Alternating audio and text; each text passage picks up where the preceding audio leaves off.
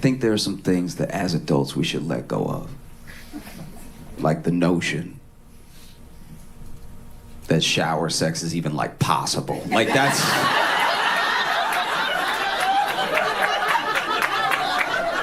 What are we doing? Who are we trying to impress? It's us. We know what we're capable of. And we know exactly how slippery a tub is. Trying to have shower sex is right up there with trying to have sex on tightrope. You just over here.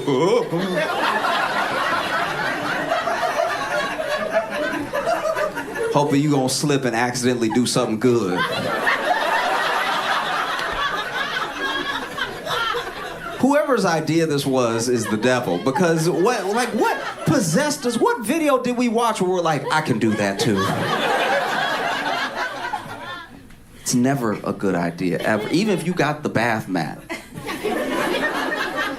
Because what people don't tell you about that tub mat, it's got little suction cups at the bottom, but with enough pressure, it will slip right off. And so you standing on it, believing in it. Next thing you know, you wake up concussed. That's one of my greatest fears, to have some sort of, be trying to smash and get some sort of energy that, like, I can do it. And then injure myself and give her the ick for the rest of life. I think if you fall during shower sex, the other person gets an automatic divorce if they want one, because it's already not sexy in the shower. You think you're gonna fall sexy too? It won't happen. One foot gonna go this way, the other foot gonna go that way. You gonna grab the towel rack. Fighting for your life right now. Naked, fighting for your life. Over here swinging legs. I've slipped in the shower by myself and I've screamed every time. Imagine now, we in the shower together. I'm trying to lay down some pipe, all right? And then behind you, you hear, whoa!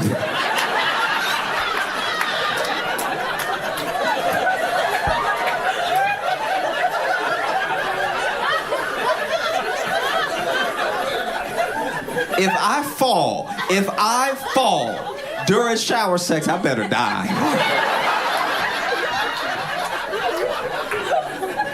Because the last thing I need is to try to pick myself up with a black eye from hitting my face just right.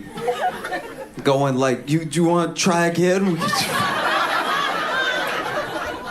Over here concussed. There's just certain things we gotta stop. We gotta let go of. You know? We'd be happier for it.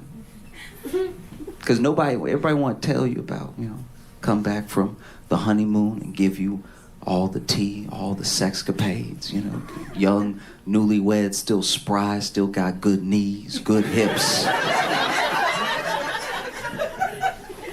Because we don't talk about the small muscles.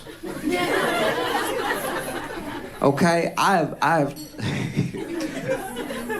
once tore my right glute trying to get out of the shower. You ever lost your right ass before? It changed everything. I had to sit on a donut. Do you know what it's like to be in your early 20s sitting on a donut? People look at you like something really wrong. People look at you like you barely hanging on. It's devastating. And it was just off of a random movement, I was getting out of the shower and just a little like, oh, you know what I mean? And at first I didn't think anything of it. Got out of the shower, dried off and everything. And then I went to sit down on the bed. I was like, uh-oh. I genuinely could not bend past here. Every night when I went to bed, I just had to fall into bed. Couldn't even get comfortable. I had to get my roommate to lift the covers and let me fall. And then he would cover me up. And I would just be like that until he came and got me.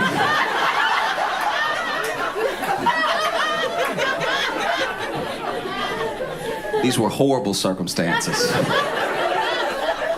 There was one day, we used to get up around the same time to go to work, and then one day he overslept. I had to scream. I had to scream for him to come get me. This man waking up, realize he late. I hear him in the other room, oh shit, and then like grabbing. I hear all the movements. I hear all the clamoring. He's putting his clothes on and everything. And I'm like, hey, hey. Heard the door close. I was like, guess I got to call in today.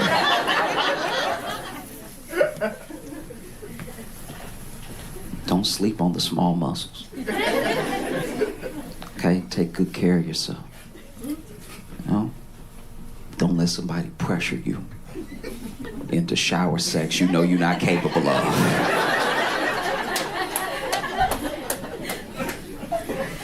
It'll even happen where maybe somebody texting, something, maybe doing a little sexting, right? I like to keep my sexting grounded. Let's not talk about stuff we know is never gonna happen. If you bring up shower sex to me while we are sexting, I will block you. I have no problem doing it. What a weird thing to stand on.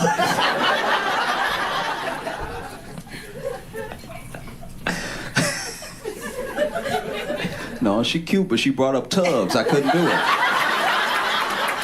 Couldn't do it. She had to go. I had to kick her to the curb, all right? Anything to do with porcelain, that's too freaky for me. I don't like that.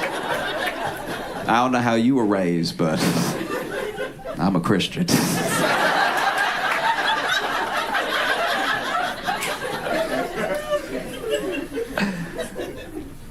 Do y'all know like a scary kid?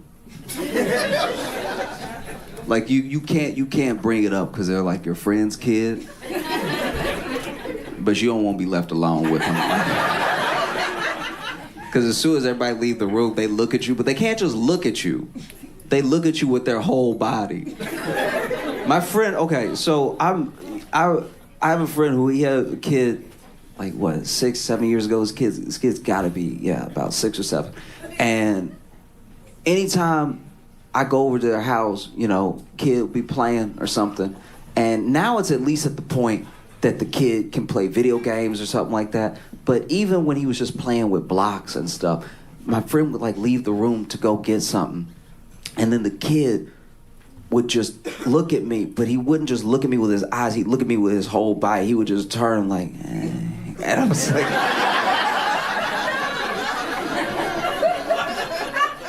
And this is what scared me about that, right? Okay, so when I was alone with the kid and he'd be playing with the blocks, he'd be sitting, flipping the blocks and everything and knocking them over, building them up, knocking them over, being all cute at everything. And then my friend would leave the room and he wouldn't just turn, on his little butt or something to look at me. He would stand up and turn. But then when his parents came back in, he'd sit back down like he didn't know how to stand. And that was... very freaky, because I would tell them, I'm like, hey, is he standing up and running around and stuff? And they're like, not yet.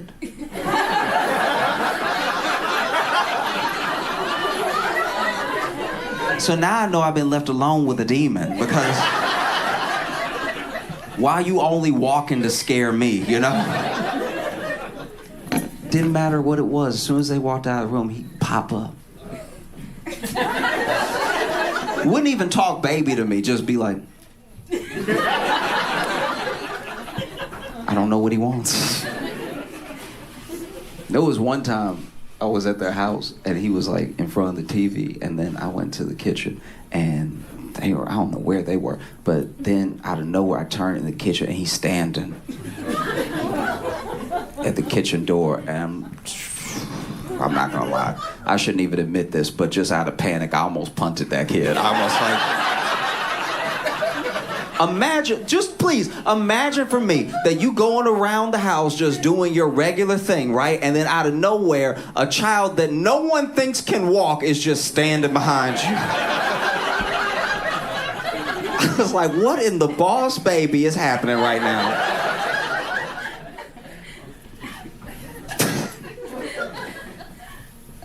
I'm very excited to see Dune 2.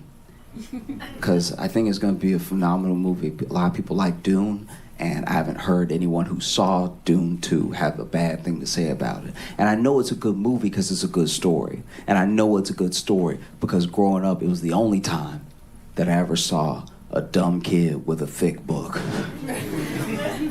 Dune is very thick. And they were always a bookmark deep into that book. Deeper than you can get in the Bible. Like the Dune might have more pages now that I think about it. And they would always finish it. I'm like, this must be an incredible story, you know? As adults, I think that we see the world in an objective way. Because we're old enough now to have enough discernment to pull information in and decide how we feel about it, right? But I don't think that we see the world objectively, because I think by the time you're an adult, it's not that it's too late, but just too much has happened. You got too many biases, you have so much trauma, you have a lens you see the world through. That's why the only people who I think see the world the way it is are kids. Because they don't have all those filters, there's no like veil yet. That's why they take things so literally. You know? They'll be like, that's what you said, that must be what it is, right? Like when I was growing up, when I was learning to read, I was in class with a kid who misunderstood the meaning of sound it out, right? So instead of going ch, ch, ch, ch, ch, ch, ch, ch, chair, right? He would go, ooh!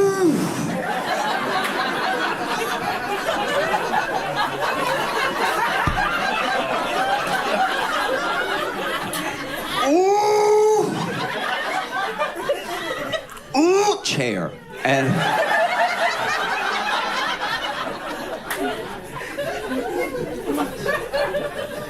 that kid finished Dune. All right.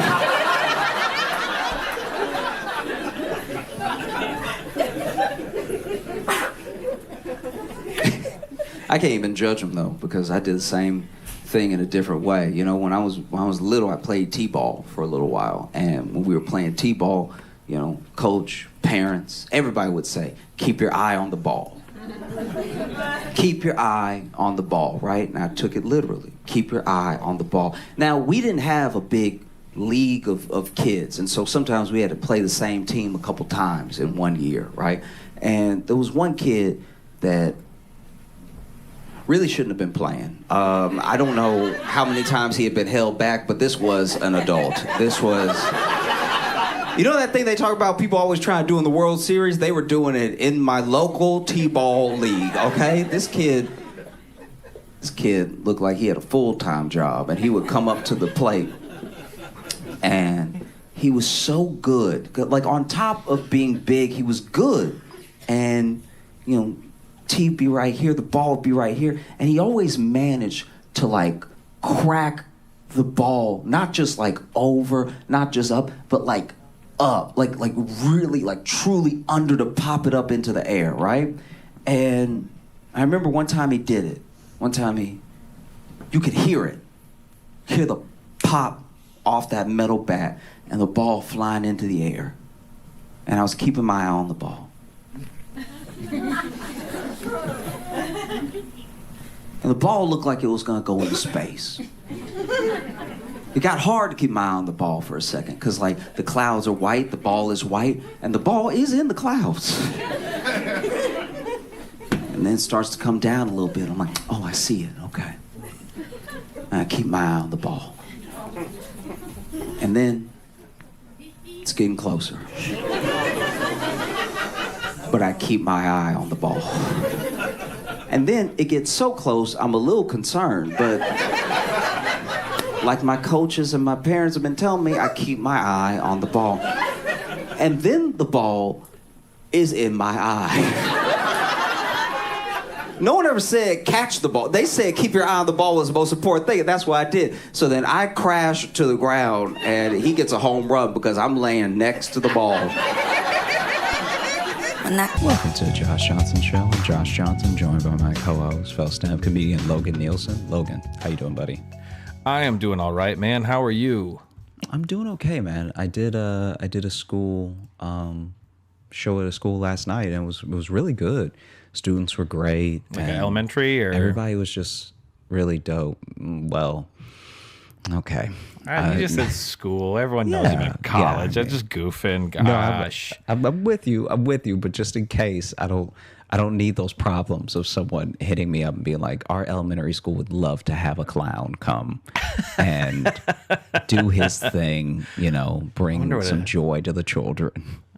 I wonder what an elementary would pay for some lunchtime stand-up. I think you have to ask what they pay the teachers and then go lower from there. Shit, I'm going higher from there. Oh yeah. I'm giving them a break. Okay. I'm gonna do for a teacher's day pay plus tips. That's right. I'm hoping I want them to encourage the children to leave tips. Okay, so this is my thing. I try to have a real day of it, right? Because the actual show wasn't going to be until 8. Okay. And the train from New York to DC is about, 3 hours or something? Okay.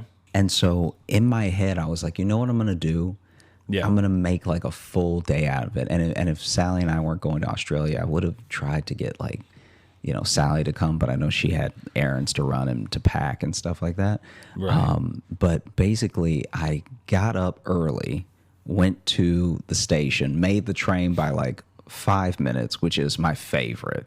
I love that so much. I love like when you're gonna make it, but you've also really cut it close to where there's no waiting. It's like, it's the best. It's so good. I don't know. That to me, I understand what you're saying. To me, though, that last 5 minutes leaves too much opportunity for something to go wrong. And if one thing goes wrong, then you are late. You have missed this train now.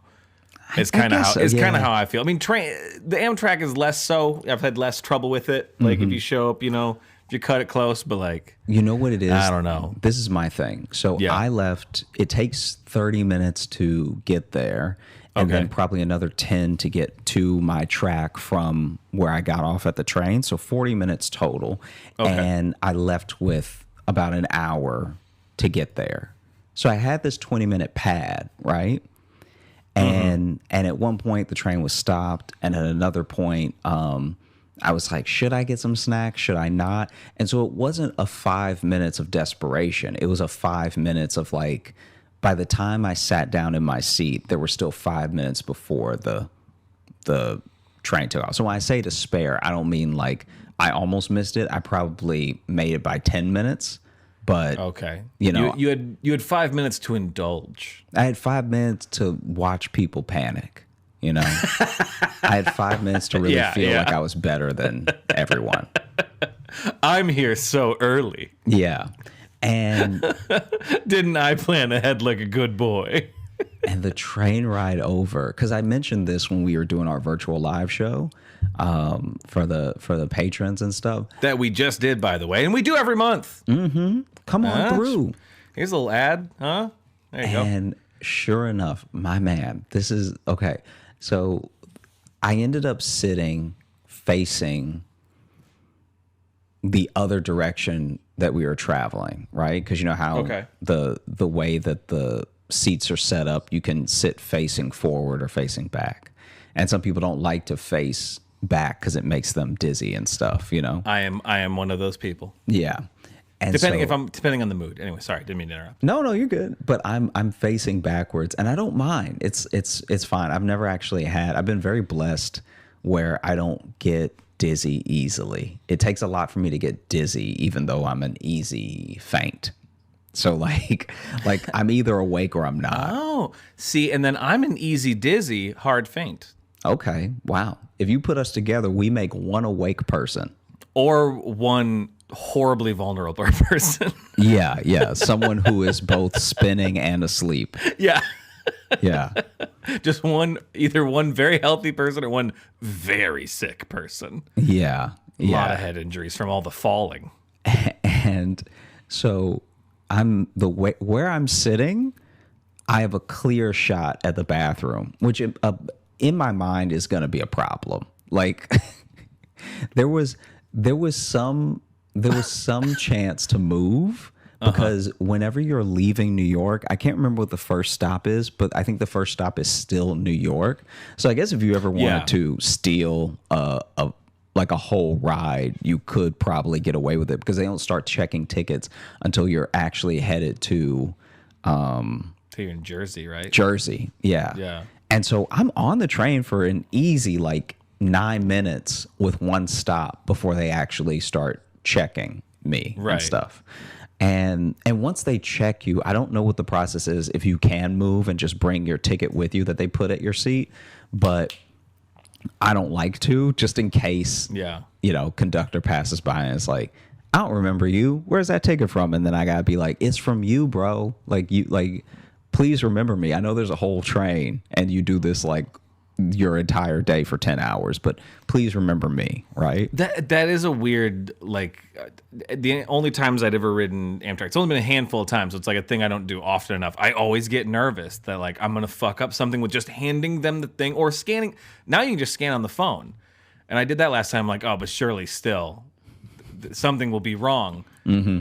Because they usually put the little ticket above you. And then I'm like, but what if that falls? And they're going to be like, you got to get off. Yeah. I always have a little panic for that. Yeah. And it's the oldest form of transportation I use. It's also because I don't ride horses. Even if something really bad happened and they didn't remember you and your ticket fell and it went under a seat and they still want to take your money. So they would still let you buy another ticket that would probably only be more affordable now that you're closer. And it might just be whatever you have in your pockets. And we'll let you stay on this train. Listen, if you want to stay on this train, you're going to have to pay us $19 because we are almost at your destination. Yeah. By the way, sorry if you're hearing a lot of clacking and walking around. My dog's getting restless. I won't dig into this next. We're talking about trains, and I love talking about trains. But she just had surgery. So I brought all my gear upstairs to hang out with her. But she walks around, and it's all hardwood floor up here, so you can probably hear clickety clack of beagles walking around on my mic here. So anyway, that's why I'm looking around. I'm darting around like someone's sneaking up on me, but I'm just trying to keep track of my healing canine. Anyway, sorry. Go ahead. Trains. Yeah. Heal up, Maddie. All right. Prayers up. Okay. Bro, she's got some gnarly scars. She got cut up. Jeez. Oh my gosh. I mean, they had to, I guess, sorry, we are talking about now, but she had a big old tumor on her side. She had to get cut out. Well, and they even said too, it had grown enough that some muscle had gotten intertwined with it, which was okay. They could easily do that. But they said when it heals, there's a good chance she'll just have a divot. That she'll have a little golf fairway divot in her side where she got a little speed bump. I'm excited for you to take Maddie to a dog park and just her talking to the other dogs and being like, so were you in Nam or what happened? Bro, she's been through some shit. Because she had 3 different bladder surgeries, years ago. Mm-hmm. She's had this lump we got removed. She had it removed 4 years ago. Mm-hmm. And they said it might grow back, and it did. And then she had a second one in her neck that we took out too, and we also took off a cyst on her back that had gotten bigger. That one wasn't cancerous, but they're like, hey, if we got her under, so she's just got a big old, her whole back is shaved in a weird jigsaw puzzle, basically. Yeah. And then her neck shaved too. I was telling you before we got on mic, it's hard because then we can't really put a cone on her because then it will rub against the one on her neck, and also she could still scratch that with her foot. Mm-hmm. So I just been putting shirts on my dog, and she doesn't really like wearing shirts. So I do get a lot of stares. There's a lot of just staring at me. Yeah. Of what have you done? Yeah. What have you done to my life? This isn't right. Yeah. This isn't right. I don't like it. Mm-hmm. But did you see the picture? I'm going to send to you right now. Do you see the picture when I first got her home? I posted it on Instagram. You'll just appreciate the fucking look she's given me. I'm gonna text it to you right now. Because I've never seen a dog be like, why so much in a picture. Just look at this fucking demon stare that she gives me. Oh, you gotta send that to the people. You gotta put that in the show notes. It's on my Instagram. If you go to my Instagram, you'll see it. But it is a I will destroy you stare. Wow. I've never heard a dog curse before, but she is right now in my head when I look at that picture. Well, it's because we picked her up for having her gone all day and then immediately put a shirt on her. And she's like, first you do this, and now I got to wear clothes, which you know I fucking don't like. Yeah. This whole day has been unnatural. And I used to be a wolf. Yeah. I just assume they think that anytime we do anything dumb to them, they just in their heads go, I used to hunt. I like the idea that there's like hotep dogs that are like, see, what happened was the white man, because we used to be wolves, right? And then the white man came along and tried to get us to push him, to pull him, to push him in his work. So then his work became our work. All right. You hear me? Do you hear me? Do you hear me? All right. So I'm not doing what when he says sit, I stand. When he says stay, I go. All right. I'm not really about that. Okay. And best believe anybody step to me, he can get bit. All right. You're going to have to put me down. But if you put me down, best believe you won't put all of us down. They'll never put all of us down. We didn't land in the dog park. Dog park landed on us. Let me tell you something right now, because that's the thing with dogs as well. Where anytime people act like they've been the deciding factor in the full change in the dog's life, I'm like, all right, yeah, but as an animal, it was going to get along on its own, like in some form. You know what I mean? Like for every breed outside of the breeds that we've completely made up, you know, there's a couple ones with the snouts that can't breathe, and we did that. That was us. Yeah. You know what I mean? Yeah. I think everything else though, we ruined them. Like anytime you see a dog that's like deeply, and especially as a puppy, I'm talking about like puppies, deeply out of shape, that was you. Oh yeah. Yeah, no, they love to burn calories as a resting state. Yeah. Their favorite thing to do is burn calories. I'm not delusional because there's some, I know people who are just like, my dog has this trait because they're, because of their previous owner, blah, blah, blah, blah, all this stuff. And I know I had her since she was a puppy. It's a little different, but I know every one of my dog's bad behaviors, absolutely my fault. I know 100% is my fault by nature of just like, she only been around. I've been the only authority figure she's ever known. So clearly anything shitty she does, I didn't handle or didn't care enough to handle. The long time where it was just me and her living in Chicago. She basically had an apartment to herself like half the time. Yeah, free reign. Yeah. Sorry, she was basically a human adult. Yeah, and I didn't do anything to curb any bad behavior. So I'm like, she sucks and it's my fault. But she's old now, so.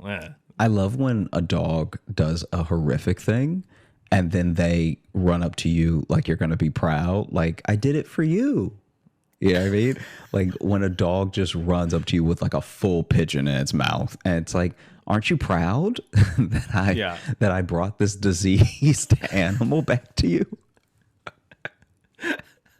Well, that's why I love. She's so bad at catching stuff. The one time she did catch something, she just looked surprised. Yeah. I think I told it on the show before, but she caught a possum and she was just like, and you could see in her eyes the thought was, I don't know what to do now. So it's never gotten this far. Last night, Chance saw a raccoon, which is literally just built like him. Like he's a fat Shiba. And it's just him. It's going to be about the size of him. Yeah. Yeah. And just different colors, but still it was trying to get into a bag. As Sally told me, he saw it and just was amped and was like really talking all of that good shit from across the fence. Like, was that his first raccoon he's seen that you know of? Okay, yeah. Because it's funny when you see a dog see their first something. Because either they'll freak out, but like when Maddie sees something for the first, like when she like saw a possum for the first time, she just looked at it and wasn't upset. It just looked like her world collapsed a little bit because she learned of a new thing. Yeah, he and does the possum seem just to looked at her. Yeah, exactly. He seems to be upset that they are alive. He would love to unalive them, like at every turn. Right. Yeah. Maddie doesn't have that as much. She doesn't. She likes to chase, but she doesn't. If something stops running, she will just like. She had a rabbit one time that I think I've told this before too, but she snuck up on it and was like 6 inches away. The rabbit just didn't run, and then she just looked at me and she's like, "I don't," and then just walked away. Because it didn't run, she's like, no, this is wrong. So this seems like a trap now. Yeah. This rabbit knows something that I don't know. Yeah. Honestly, anyway. If I come for this rabbit, I feel like something bad is going to happen. Yeah. You're on the other side of him. Is he holding something? Does he have a weapon? Yeah. Is he holding something behind his back? Yeah. He seems to be too calm about this. Anyway, sorry. Trains. We haven't had dog talk in a while, you know? Yeah. No, it's fine. It's fine. And this has consumed my fucking weekend, this surgery. I'm with you. I've barely totally understand. Slept. Yeah. I've barely slept. Because she won't lay still. It's not that I haven't slept out of worry. It's because she wakes up and then sprints while drugged up still on anesthesia. That's Friday night after she had her surgery was just like waking up and just trying to sprint to nowhere. Yeah. Anyway, sorry. It does sound like the opposite of what anesthesia should do. It never used to affect her that way, but the last couple of times she's had stuff, because she had a tooth removed last year, and she did the same thing. It's like she's sleeping, and then she just wakes up and acts like there's something urgent she has to go do. Yeah. Which there isn't, because she's a dog. You don't know that, though. Maybe there's unfinished bones and unfinished business outside the yard, you know? Maybe. Because it does. It seems like she just starts walking places like, I'm supposed to do something. And then she stops and she's like, no, it's right. I have no responsibilities. I'll go lay back down. I forgot I'm a dog. Yeah. But basically... Anyway, college gig, trains, choo-choos and colleges. I was seated diagonal from the bathroom, which I knew was probably going to be a problem. I wasn't sure how, but I knew eventually something would happen. And I was... You're at least going to smell something. Yeah, and I was across also from the dining cart. And so a part of me was like, man, maybe I should just spend some time in the dining cart. But my seat, I don't know if this was a malfunction or if I was just lucky or maybe Amtrak stepped up their game. But my seat went back just a little bit more than normal. Ooh. And as soon as it went back and no one ever came to sit next to me, I was like, then I'm in it. Like, why would I move? Life is good, you know? So anyway. Shit, I might stay on for an extra stop past DC. I might just keep going. Maybe I'll end up in Virginia. I don't care. When the seat's this good, why get off? And eventually, it happened. There was a guy who you could tell. I heard his clip clopping from down the row. Right? No. This guy. You said that right after Maddie walked by, so I thought you were saying you heard her. No. Clip clopping. This dude, I don't know what type of nice shoes he had on, but they were the fanciest flip flops I've ever heard that were dress shoes. Because it was like I've got a tap recital. Yeah. It was legitimately like, how are these shoes making this much noise? And then he's running down the aisle, and you can tell he's trying to hold it together, but he gets to the bathroom and someone's in there, and the impatience, because where the seats are, there is the handicap seating, right? Right. And so that means that since there's no one there in a wheelchair or anything, there's just room. And so he's pacing.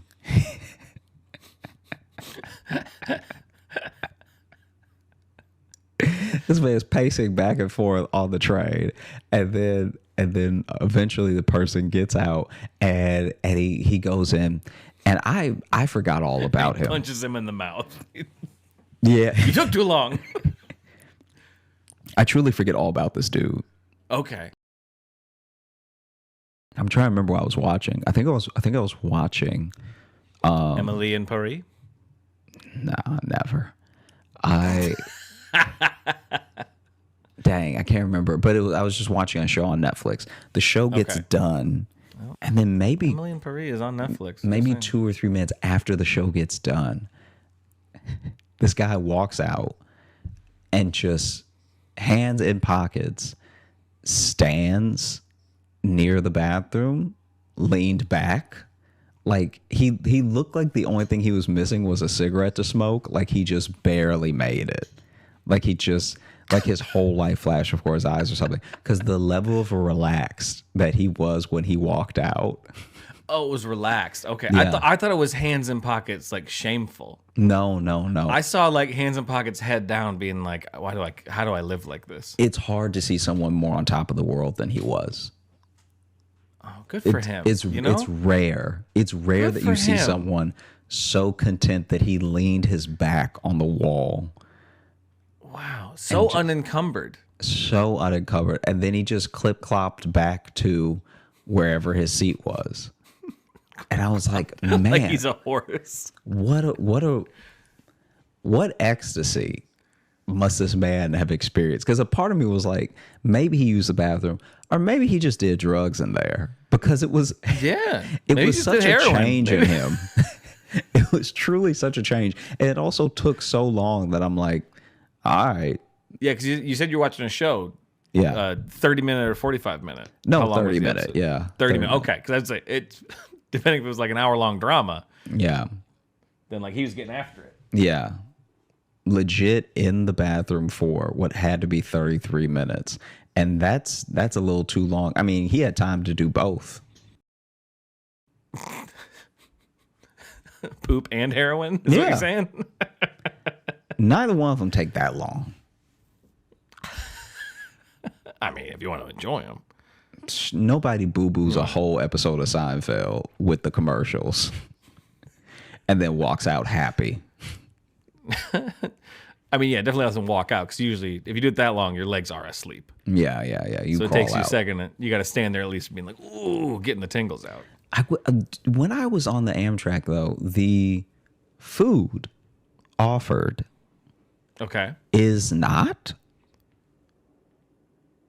Well, that's the end of it. It's not food? Yeah. Okay. Yeah, I've never looked this specifically in the dining car. In the dining car where you buy the food that they provide. Because I've never looked in there. I've never seen. Mm-hmm.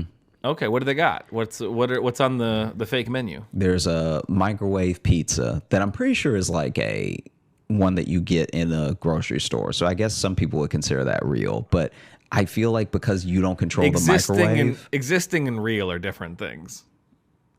Yeah. You know what I mean? Because it's not a real pizza and you're not going to feel good, right? No, I've had those. They're not good no matter what. They at best, they are there.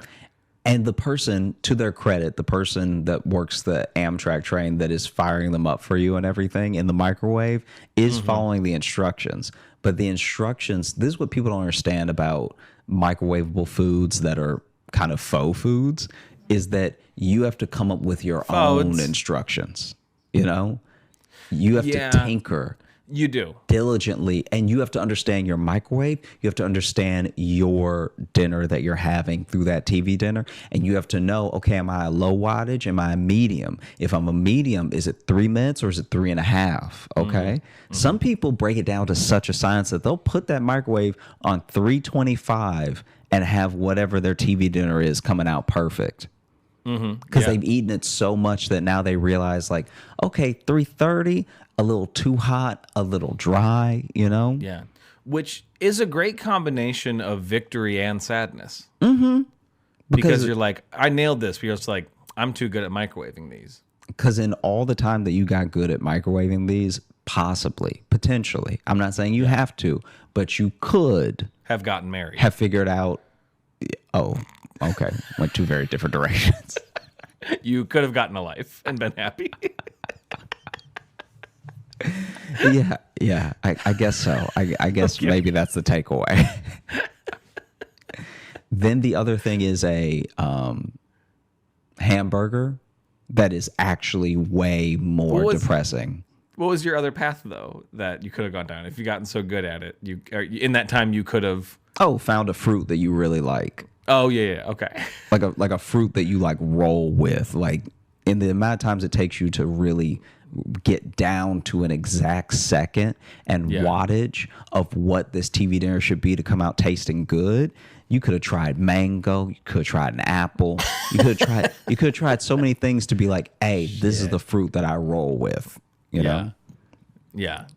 Because once you have that perfect timing down, it means that it has to be the last time you ever have it. Mm-hmm. You know what I mean? You're just like, wow, this is a science now. Mm-hmm. I can never buy these again. Yeah. Yeah. I perfected this art form. It is time to move on to another medium. Mm-hmm. Which is microwave burgers. So was this like a straight up like 7-Eleven burger? Kinda, yeah. It did not look, it looked like dry, and it looked like it's finally gotten to the point where the general public is as exhausted with processed stuff as doctors. Because it used to be if you went on and on about processed foods, you sounded like a health nut. And now you're just right. Like now they finally come out with a couple burgers where it's like, no, yeah, that's not even a good shape. You shouldn't have no burger. I'll go out on a limb right now and say no matter processed, unprocessed, grass-fed, grass-finished, I don't care if you put butter on any of that, no burger should be triangle. Yeah. And I'm not saying that one was triangle. I'm just saying that the roundness to corners ratio was off. Let's just say no corners, generally. If you're not going to Wendy's, no corners. If you're not going to Wendy's, no corners. All right. I don't want to eat a baseball diamond. Okay. I think it's a fair rule. Because Wendy's are the only ones that can do corners. Exactly. Now you're messing up because Wendy's even had to take a step back and be like, okay, what is the bread to meat ratio? Yes. How many bites are people going to be missing meat for? Yeah. And I feel people typing already that, oh, White Castle has corners too, and White Castle is trash. Okay. I don't mean to start this war right now. Ooh. I don't mean, I know. I feel them coming.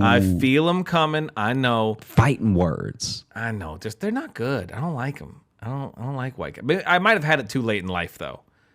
I never had White Castle until I was like in my mid-20s, and I was like, oh, okay. That's probably the problem. I remember. I was in my mid-20s and not on drugs, so. Yeah, I remember you were the one when I moved to Chicago who explained White Castle to me. I did? Because I had never had it. It's not anywhere else I've lived.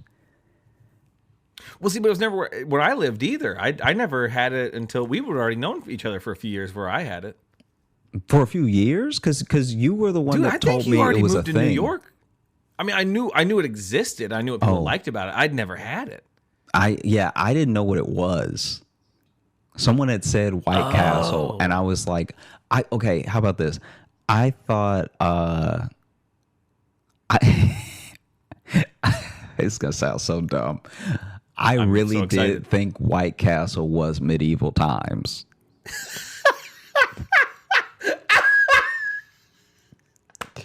Because it felt like it said it all right there. Like it was like white people in a castle. No, you're not wrong.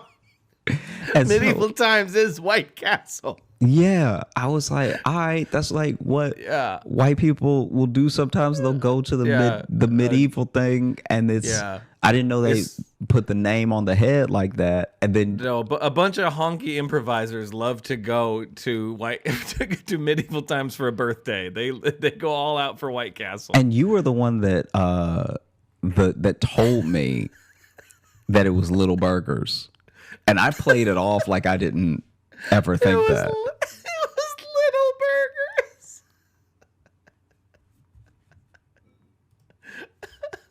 You guys want to go down to Little Burger? I'm just saying, like, because the way. Okay. No, we never had them either. I never had them. I think from where I live right now, I think they have one in like Cedar Rapids. You know, and this is basically near where I grew up, and we just didn't have them. I knew of them, but I'd never had them ever. Now, are you talking about White Castle or medieval times? White Castle. I've never been to medieval times. Oh, okay. We should go to medieval times. That'd be fun. We absolutely should. That'd be a good time. I've been to things like medieval times, like that are offshoots kind of thing. Like a Renaissance fair? Well, not just that. I mean, literally, like the type of restaurant. We went to one in Florida that was medieval times, basically, but it was pirates. And dude, it kicked ass. Really?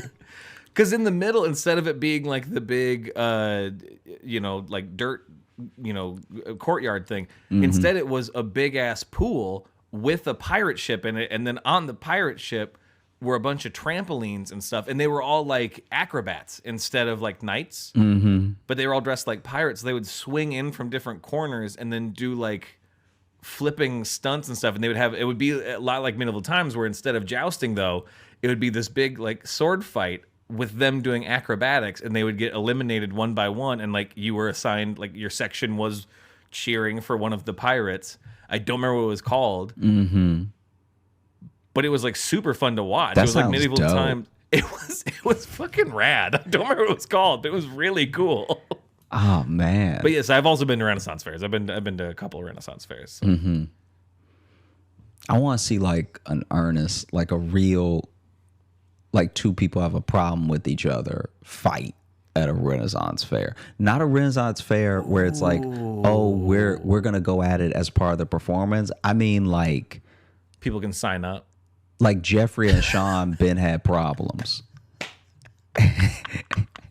And so they start throwing hands, like full on, like full on tights on everything, but then the hands getting thrown are real. Yeah, just ye old Fight Club. Hey, that would be amazing, because then it's also cumbersome, because now you're not fighting in your best fighting clothes. Nope, Well, then they're like, get on this horse with this lance, and you're like, I've never done this. They're like, well, you got beef though, so figure it out. Dude, I don't even know where this is, but I've watched a few videos that they've made. There's a fight club in the woods. All right.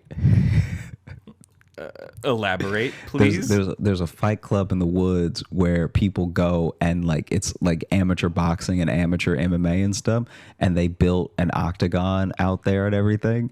And oh god, so it's like proper, not just. No, it's real. It's real. It's like, oh god, yeah, and oh no, and you would be surprised. It's actually handled really well, and the refs that they get are really good. Like the refs will call it off. The same rules as any like sanctioned event, but I'm pretty sure it's in the woods because this is all legal, right? So I'm just gonna see what happens when I type in "fight club in the woods" for Google. I'm pretty sure this is a purposely undisclosed location. Okay, so how'd you hear about it? You hear things when you talk to people about fights, and everybody talks about fights all the time. You hear about fights. Oh, so this is like some truly underground shit then. Yeah. Oh, and it's really well done. It's actually better done than you would imagine, because it's. Have you seen like footage of it or? Yeah. Okay. Anyway. There was a guy that showed up one time. Nope. What? Nope. You can't just anyway. What? Is this something I can look up, or can you send me? I'll see if I can find one for you. Okay. You don't gotta do it right now, but yeah. I wanna know what Fight Club in the Woods is all about. Yeah. I think you're gonna be disappointed because it's very professionally done. Like the only thing. Yeah, but still, just doing a sanctioned fight also in the woods is kind of funny to me. Yeah. It's got a real air of like Tekken to it, Not only does it feel like Tekken, some of it looks like Tekken, because as long as you're in the same, I'm pretty sure, as long as y'all want to fight, they'll let y'all fight. And there's this one dude. Oh, like old UFC rules. Yeah, and where you could be hundreds of pounds different. I don't know how. I've seen some weight differences. I don't know how egregious they let them get, but like it does seem. There are some that are very one-sided, where you have to respect the heart of the other individual. Yeah, I mean, like maybe when you weigh them in for heart, they weigh in the same. But as far as bodies, no. Yeah, our weight class isn't weight; it's by passion. And there was one dude who especially, sorry if this is the one that I find for you to send for you because I've only ever watched 2, but he showed up. He showed up like he got the call and he lives in the woods. And so he just walked out of his house because he had the most comfortable garb on. Like, I'm pretty sure he had on pajama pants and then slippers. And so this man is doing his footwork in slippers, countering punches in slippers. Real quick, I want you to imagine you're in the woods and then you encounter a man in slippers. And you encounter a man in a sweater, pajama pants, and slippers swinging. Like, because in that case, if you run into a man in a sweater, pajama pants, and slippers, the best case scenario is he was just teleported from somewhere else. It's unlikely, but that is your best case scenario. Worst case scenario is he is about to kill you. Yeah, I don't know if you greet him with champ. You know what I mean? It would be a surprise if he was a champion of something. Yeah. Whatever he's the champion in, the police have not found him yet. Yeah. And then some of them, I think, are barefoot. Some of them decide to have on some type of shoe, like a boxing shoe or something. But they'll also do them based on, I think, the discipline. So it is kind of like old UFC, where now, obviously, because all of MMA having some knowledge about every single discipline is for the best, you see a lot less of people showing up with one discipline as their primary, and there are still people that do that in the woods. Yeah. Like they show up and they're like, I'm just going to do Taekwondo. Yeah. Well, yeah, because early UFC, like MMA wasn't like super a thing yet. No, it didn't even exist. Yeah. Yeah. Early UFC wasn't, MMA wasn't a thing. It was literally fighting. You were the ultimate fighter. Yeah. You would just show up and know how to box type of only. Fight. Yeah. Whatever type of fight you wanted to do, you would fight someone. Mm-hmm. And then there you have it. It was really beautiful. And now everyone thinks that they do everything. Yeah. It was, I mean, beautiful's a word for it. I don't know well, it just like some of those early tapes I've ever seen are like, oh no. Yeah, they hadn't figured out the rules yet. If they stop this fight a second later, this becomes a snuff film. Yeah. But what I mean by beautiful is that it is cool to watch two actual types go at it, you know? Yeah. And that's even remember pure competition. Yeah. Like the competition of like, because that's what they were trying to figure out in the beginning. Is boxing better than Muay Thai? Is Kung Fu real? Like, is like all that stuff. Yeah. And then Jiu-Jitsu, which makes it a lot like again like a Tekken or something. Yeah, exactly. Where you have the character who's doing drunken boxing or whatever. And like you would have that in the original like Ultimate Fighting was just like a mishmash of ridiculous characters. Yes. Who are brought in from different realms with different styles to beat the shit out of each other for the entertainment of people who had VCRs. Like, did you play Tekken growing up? No, not really. I played more Mortal Kombat or Street Fighter. Didn't play a lot of Tekken. Oh man. Okay. So, that's why you tend to kick my ass anytime we're in an arcade and we play Tekken, because you're way more familiar than I am. Yeah, but I'm not even the amount of money and the amount of clout that these new Tekken guys have is insane. It's actually troubling. But we've watched some of the professional like Tekken are like, even though it's just a video game, you are kind of like, Jesus. Yeah, and the crowds, they'll sell out an arena. Yeah. Imagine if my thumbs were that good. I just want good thumbs. Just give me them good thumbs. Like if you had real good thumbs, you could really make a living now. We're in a different era. If you come through with good thumbs, that's money. Yeah, it used to be a phrase to say I'm all thumbs, and that used to be a bad thing. Now it's a good thing if you're all thumbs. Yeah. You ever heard that one? No, I never heard that. It's an old one. Oh, okay. Saying you're all thumbs at something means you're like not delicate with it or whatever. It's an old timey phrase. But now, if I'm all thumbs at Fortnite, if I'm all thumbs at Tekken, if I'm all thumbs at Street Fighter, if I'm all thumbs, I'm a millionaire YouTuber. I'm all thumbs, I got a golden thumb. Can we start a streaming channel called All Thumbs? I mean, it probably would be pretty great. I think that'd be great. That'd be very fun. And we could do even like the old games, because you forget how, man, people who made games back in the day, so like Namco, Sega, all these places that made games back in the day didn't give a damn about kids.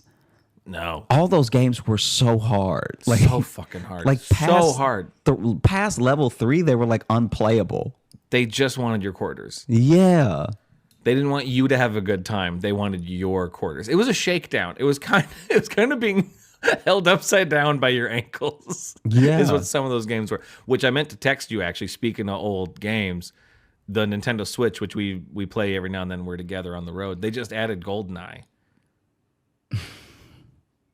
So I got GoldenEye now for us to... It looks like people about to get popped. Yeah. It's about to... Our next video game video we make for Patreon is about to be fucking petty. I don't even remember how to play. All slappers. Oh, I'm always bad, because it's always, especially the aiming is so horrible in that game. I'm never used to it, because I didn't own it when I was a kid, but all my friends had it. So I played it a lot, and we get used to it. But it's not one I have a muscle memory for. Oh. I am not all thumbs with GoldenEye. Yeah. In the good way. I'm all thumbs in the bad way. Yeah. It is funny how, do you remember the Nintendo 64 controller and how that was built? Yeah. It felt like a prank. Exactly. It's like, looking back on it, there's so much nostalgia for the cartridges and for the controllers and everything. But I remember when I got it for Christmas. Maybe I don't know. Maybe I was only a year late, but like I finally got one. I remember that and just being like blown away. And I got like 2 games with it, and I was just like, I was losing my mind, right? Yeah. And still though, when I was holding it, I was like, this doesn't seem right. This is Well, there's like 2 different ways to hold it, because you have the 3 like prongs. Like some games you kind of need to be in the middle on the thing. The other one you need to be sometimes on 2. I don't know. I always had to relearn how to use that controller every time, because I never owned one. But you owned an N64? I owned a Nintendo 64, and then I didn't own another gaming system for years, because it was just, I did not have the money. And finally I won a PS2. Oh, we talked about this on something. That was a video I think we did. Yeah, and then that was the last thing that I owned. What'd you win it in? What'd you win a PS2 doing? It was a walk run event or something. And I got the most signatures for like me doing 3 miles, or I'm trying to remember what it was. But it was something like that, where I needed signatures and I needed people to pledge, $5, $10, whatever. And I just put in work, because in my head I was like, this is the only way that I'm gonna get a PS2 ever. Wow. In my mind, I wasn't even gonna grow up and buy my own. I was like, if I ever want one, it has to be now. Never. It has to be this. Yeah. That's an awesome way to get it, though. Yeah, and I remember it was like it was honestly like one of my when you talk about top 100, because I won't put it in the top 10 because that sounds too sad, but like one of my top 100 favorite memories. Oh no, that was my camera. Your camera turning off? Yeah. But one of my top 100 just favorite memories, period. Yeah. Was in the video. We'll just put the wood guy from Tekken. Yeah, Moko-chan. on your half of the video. It'll be that guy. And I brought it home, and I remember it played DVDs, and up until then, my mom and I couldn't watch DVDs because we didn't have a DVD player. Oh, okay. And they were too expensive to buy, and so there were just all these movies that were passing us by. And I remember when my mom was so excited for me and how like happy I was and everything, that I don't remember if I borrowed it or if she bought it. We must have borrowed it because I don't remember watching it. Maybe she bought it. Anyway, we watched Spider-Man on my PS2. Ooh. And my mom was like, "Oh my gosh, this is so cool. Thank you for winning this, Josh." And I was like so proud. I was like, "Oh man, this is the coolest," you know? Because it was like, even my mom was like, "This is pretty dope." You know what I mean? That's a good story. I like that. Yeah. That was like, I think that was the thing that really was a turning point where I was like, anything to like take care of my mom or anything that my mom needed. I was like, ever like that, and then the groceries. So you kept buying her PS2s, and she's like, "Honey, this is not. Yeah, this isn't helping. This is not. You took the wrong thing from this. I don't need all these PlayStation 2s." Yeah, but no, I was like, bringing in the groceries for my mom one time, because one time I just surprised her because I was still fairly young. I was like kind of little, and we actually didn't get that much. And so she was getting out of the car and opening the door, you know? And when she turned around, I was right behind her with all 4 bags that I could not carry. Like I was just like, "Ah!" Like I was going to give myself a hernia. And she was like, like it was so heartwarming for her that I was like, "Oh, then I need to do this all the time." And I think that PS2 thing really was like a turning point where I was like, "Oh yeah, I like taking care of my mom, and I like doing my best to like, I don't know how you describe it, but like anything I can do to spoil my mom, I'm always very excited to do, because it gives me that same feeling as I had with that PS2, because it wasn't that bad, but just not, this is gonna sound melodramatic, but like it was starting to affect me a little bit, of like not even having a DVD player, because now I don't even know what anyone's talking about. Like when it comes to you're missing movies, a lot of pop culture at that point, dude. It's like you don't want to ever not have money to the point where you're not from now. Do you know what I'm saying? Yeah, you're so broke you're from before. Yeah, I get that. Yeah, I get that. So that was one of my big things.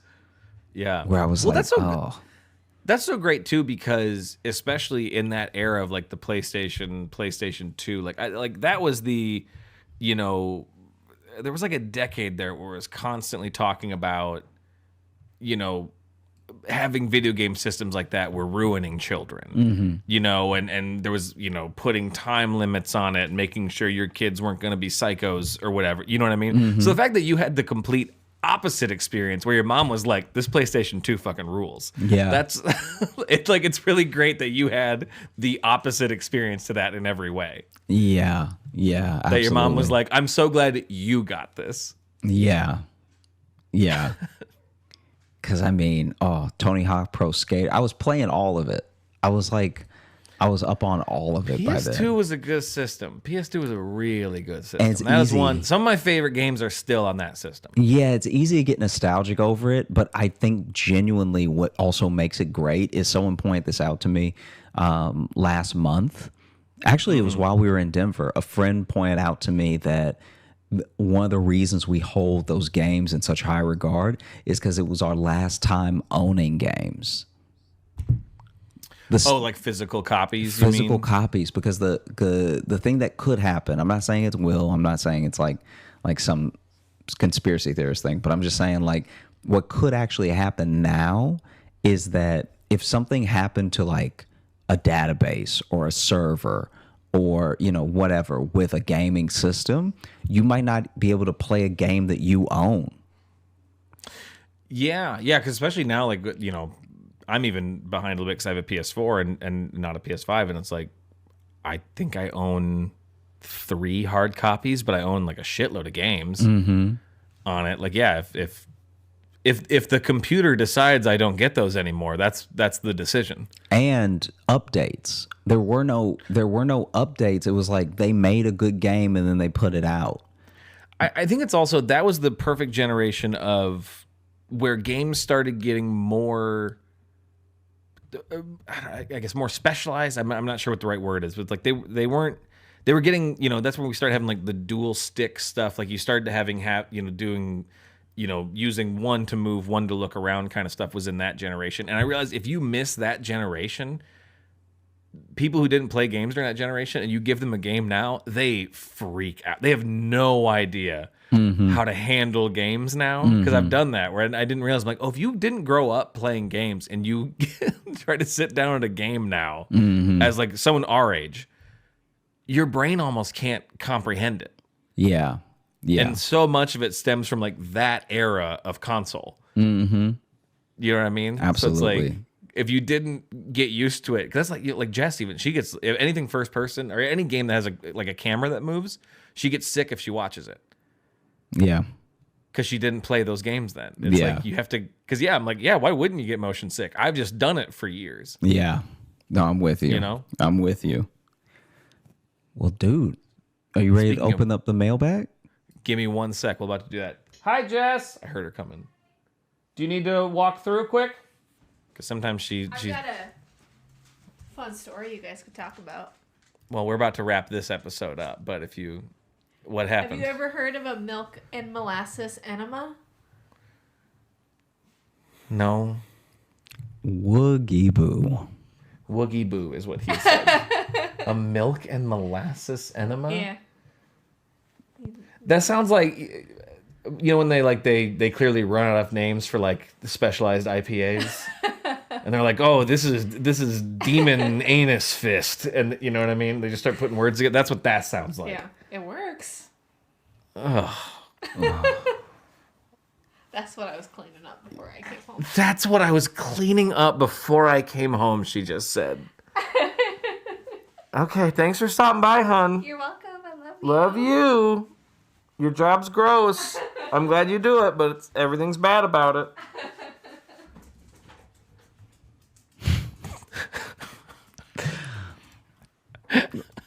Should we keep that in the episode?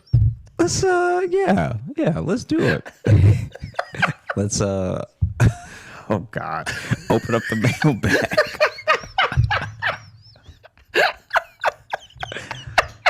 I gotta go try to eat nachos now. Yeah, sorry. Yeah, this has been a strange episode. All right, here we go.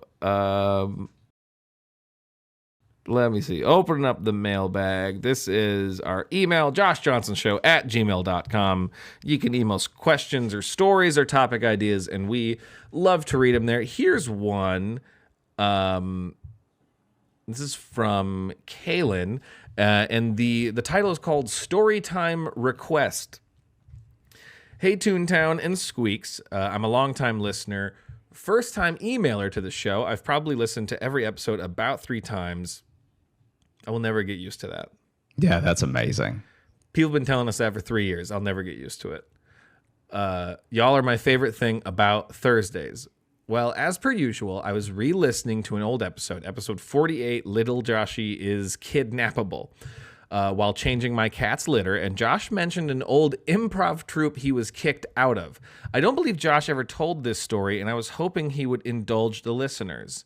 On a side note, Josh singing Vindicated at the end of episode 125, our last episode, Don't Meth with Crack, is my new favorite thing to say to myself alone and unprompted. Never fails to make me smile, LOL. Anyway, hope y'all are well. Truly cannot express how much this show means to me. See y'all next Thursday. Thank you, Kaylin. That was a very lovely email. That was dope. This improv troupe. I don't know if we've really talked about it. Yeah, I will talk about it, but it is longer than, in order to really tell it, it is longer than. Okay. Yeah. So let's put that on the docket. Maybe next episode. Should we try to dig into Yeah, maybe so. Yeah. Because we could probably do, because we both did improv. There's probably improv stories we could fill an episode with, maybe. Mm-hmm. Do something like that. Okay, so I know that's always sometimes annoying that we get asked the thing and we're like, cool, we'll talk about it later. Yeah, no, I'm with you. But okay, so we'll get to that. But thank you so much for that email. And then this one here, this is from Gabe. And great podcast with a great host. The title says, hey guys, love the podcast, but I just wanted to ask, why isn't it called the Logan Nielsen Show? I mean, Josh is funny, I guess, but Logan is obviously superior. I mean, compared to Logan, Josh is barely even there, but they spelled it like bear in that pun that you love. Oh, God. I'm just kidding, parentheses, maybe. I love both of you, and I love the show. 1 million out of 20 jangles. Sorry about your brain, King. Gabe, and then I love they give a pronunciation key, and it just says, pronounce like the word gay, then you add a B sound. Wow. Thank you, Gabe. I appreciate that, because I know this episode 2 is going to get some hate because I talked a lot, and some people hate that. So some of our listeners are not a fan of me being a part of the show, but so I appreciate that. Yeah, and thank you so much, Gabe. And thank all of you. Thank you for listening to the Josh Johnson Show. We had a great time recording. I hope you had a great time listening. All that I ask of y'all in this episode is, if you enjoy the show, just tell one friend. Just tell a friend about it, so we can hopefully make more people laugh in the new year. Come out every Thursday, wherever you get your podcast. You already know that if you're listening. And if you're looking for Logan, you can follow me on Instagram at Logan M. Nielsen. And if you want bonus stuff that we do, because we make some videos, we do some side podcasts, we do a bunch of goofy stuff over at our Patreon, patreon.com/Josh Johnson Show. And like we mentioned earlier in the episode, we do monthly live shows. So come join us. We tell stories we've never told in the show before. We interact with people and have a generally chaotic time. We literally just finished recording January's before we started recording this.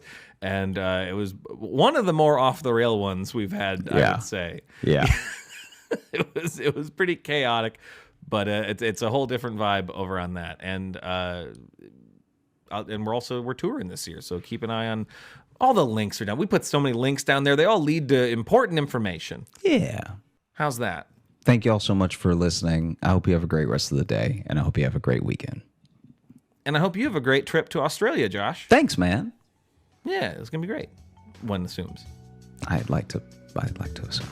There's so many spiders there. Don't. Hey, thanks so much for watching. Please like and subscribe. It really supports the channel. Hit the bell notification, because apparently it's the only way YouTube will tell you that something happened. And just tell a friend. That's the biggest thing you could do. Just tell one person in your life that you like, maybe you don't like, that this video happened to you.